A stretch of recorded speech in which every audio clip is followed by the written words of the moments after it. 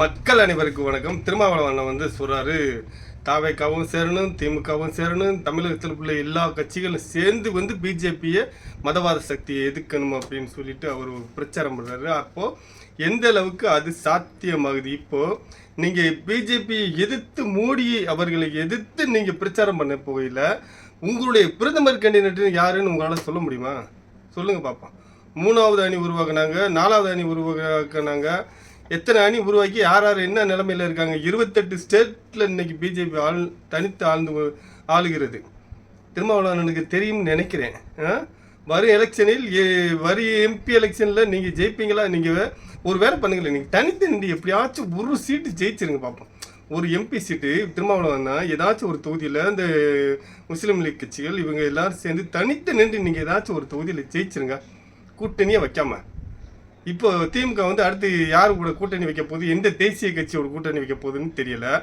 நீங்கள் காங்கிரஸை தாவைக்கா இழுத்து வச்சு பிடிச்சி வச்சிருக்கு. இப்போ பிஜேபியை எதிர்க்கிறாரா விஜய் அவர்கள்? பிஜேபியை எதிர்த்து பேசுகிறாரா?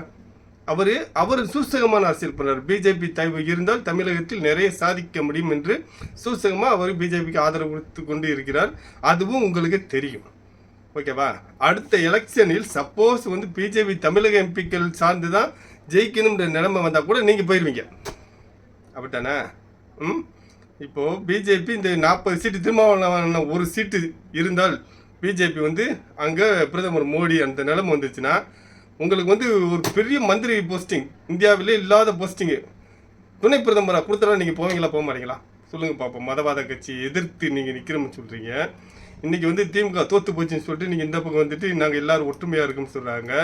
நீங்கள் எல்லாரும் சேர்ந்து இப்போ மோடி அவர்களை எதிர்த்து அரசியல் செஞ்சுருக்கீங்க. இன்னமும் நான் சொல்கிறேன், நீங்கள் எதிர்ப்பது மோடியை கிடையாது, இந்தியாவின் வளர்ச்சியை எதிர்க்கிறீங்கன்னு தான் நான் சொல்லுவேன். ஏன்னா மோடி அவர்கள் வந்ததுக்கப்புறம் இந்தியாவின் வளர்ச்சி உலக நாடுகள் மத்தியில் எவ்வளோ பெரிய ஒரு தாக்கத்தை ஏற்படுத்தி இருக்கிறது இந்தியா அப்படின்னு உலக மக்களுக்கே தெரியும். அப்படி இருக்கும் பட்சத்தில் நீங்கள் இப்போ மோடியை வீழ்த்தணும் நினச்சினே இருந்தீங்கன்னா தான் அவருக்கு அது ஒரு மோட்டிவேஷனாகி பவராக கொடுக்குது. இந்தியாவில் அதிக மக்கள் தொகை இந்துக்கள் கொண்ட நாடு. பிரதமர் கேண்டிடேட் யாருன்னாச்சும் அறிவிங்க, அதையாச்சும் செய்யுங்க. ராகுல் காந்தி அறிவிச்சிங்க, அவர் 99 சீட்டோடு அப்படியே கிளம்பி போயிட்டார்.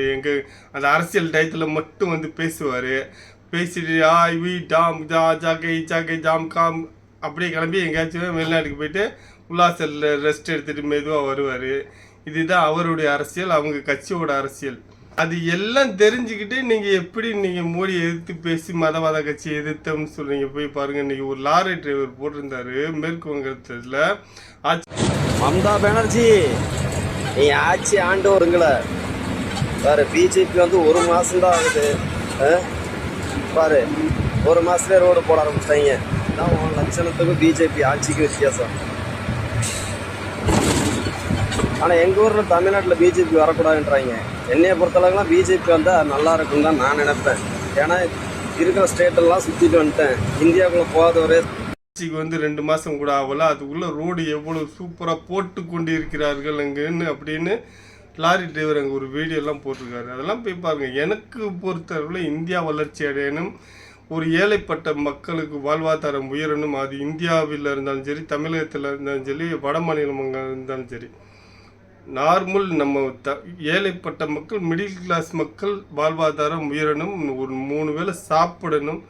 அது நடந்தால் யாருக்கு வேணாலும் நாங்கள் ஆதரிப்போம். தளபதி அவர்கள் வாக்குறுதி கொடுத்தாரு, அது எதில் போய் முடிய போகுது, அது எத்தனை வாக்குறுதி நிறைவேற்ற போகிறோன்னு அதுவும் தெரியல. அதை பற்றி நீங்கள் பேசுகிறீங்களா? பேச மாட்டீங்க.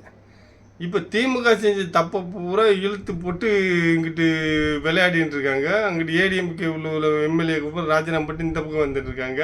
இந்த அரசியல்லாம் சேர்ந்து சுற்றி விளையாண்டு கொண்டு இருக்கிறது, எல்லாத்தையும் வேடிக்கை பார்த்து கொண்டு இருக்கிறது மக்கள் தான். எல்லாத்தையும் வேடிக்கை பார்த்து கொண்டு இருக்கிறது மக்கள் தான். கூடிய சீக்கிரத்தில் இதுக்கு ஒரு விடிவு காலம் பிறக்கும். யார் அரசியலில் நிரந்தரமாக இருக்க போகிறார்கள் என்று என்னை பொறுத்தளவில் திமுகவுக்கும் அதிமுகவுக்கும் மாற்று கட்சிகள் இங்கே வேண்டும் என்று எதிர்பார்த்தது நான் ஒருத்தனும். அது விஜய் அவர்கள் வந்தார், ஜெயித்தார். அது யாருமே குறை சொல்லக்கூடாது. ஆனால் நீங்கள் அதில் போய் சேர்ந்துக்கிட்டு நீங்கள் திரும்பவும் புண்ணாச்செடியில் குதிரை ஓட்டிட்டு இங்கே ஒரு டிஃப்ரெண்ட்டான அரசியலை நீங்கள் திணிக்கக்கூடாது. மதவாத கட்சி பிஜேபி, மதவாத கட்சி பிஜேபி, இதையே சொல்லித்தேன் விஜயகாந்தை ஒழிச்சிங்க, இப்போ ஸ்டாலினை ஒழிச்சிங்க, இப்போ வந்து விஜய் அவர்களை ஒழிக்கிறதுக்கு வந்திருக்கீங்க. ஒன்று மட்டும் நினச்சிக்கணேன், ஒரு நாளைக்கு இந்த நிலைமை மாறும், மக்கள் யோசிப்பாங்க நம்ம ஏன் பிஜேபிக்கு ஓட்டு போடக்கூடாது அப்படின்னு யோசிக்கும் நிலைமை கூடிய சீக்கிரம் வரும். 5 வருஷம் 10 வருஷத்துக்குள் வருதா இல்லையான்னு மட்டும் பாருங்கள். அப்போ நீங்கள் மூஞ்சியை தூக்கிட்டு எந்த கட்சியை பக்கம் போய் சேர்ந்துட்டு எங்கடி சால்ரா அடிக்க போகிறீங்கன்னு அப்போ உங்களுடைய நிலைப்பாடு தெரியும். இப்போ நீங்கள் யார் ஜெயித்தாலும் வந்து அந்த பக்கம் மாறி மாறி நீங்கள் போயிட்டுறீங்க.